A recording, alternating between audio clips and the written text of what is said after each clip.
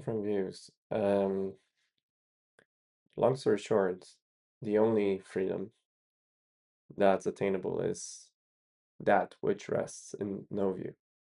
And even that can become conceptualized into a view. So it's slippery, this thing.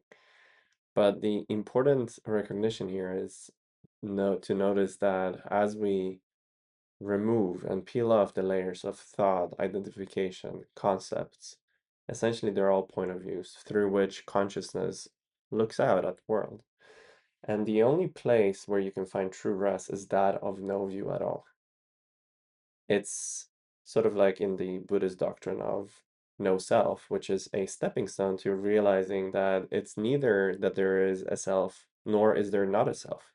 It's actually in between those two, and even that becomes a concept that you see just what I mean by slippery. It kind of escapes grasping that which you truly are.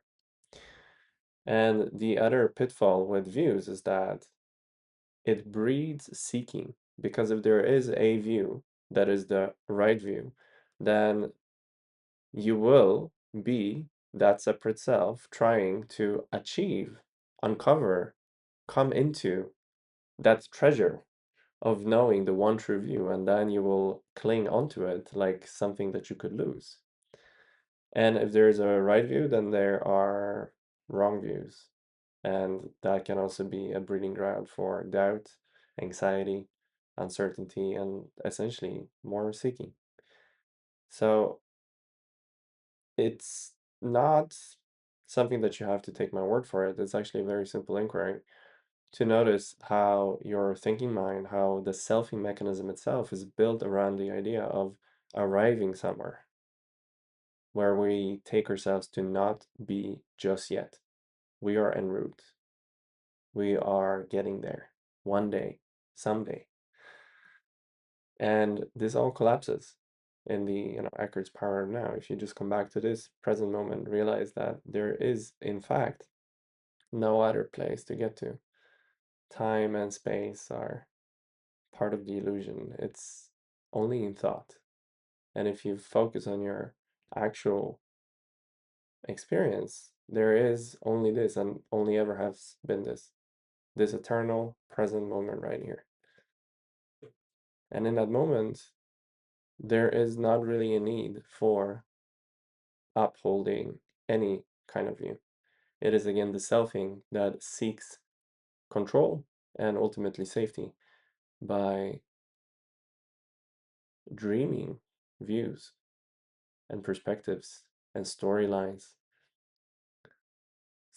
something and anything to give it a footing, a stable ground to stand on.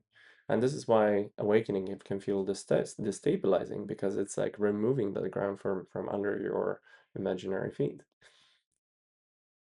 But as you learn, or something, the system learns to trust this free fall into nothing, you you come to recognize that that's precisely the freedom.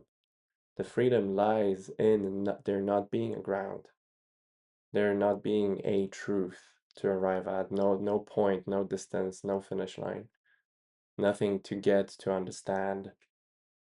There are just layers of untruth being peeled off. But truth is not a thing, it is the absence of untruths. So, if anything, and again, this, slippery nature of what we're talking about, those views can make their way back into what we're talking about here. And of course, that's like a limiting feature of communication and language. But hopefully, you see what I'm pointing at here, that in order to be really free, you have to surrender to that free fall and find the groundless ground in the free fall, in not needing to orient. That's true peace and true freedom from any one view of any one framework, of any one direction and orientation, and a future destination that one needs to arrive at. It just collapses into this here now present moment.